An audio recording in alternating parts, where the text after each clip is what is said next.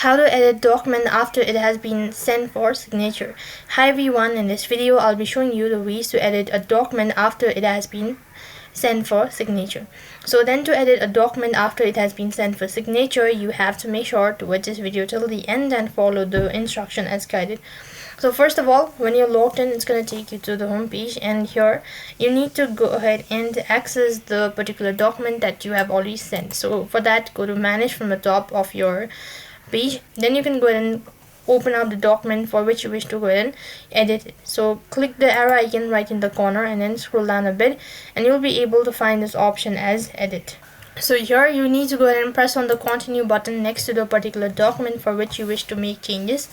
Then it's going to open up the document, and here you can make changes with all of the information, and you can also add or upload files or new files as well, and then add recipient, all that.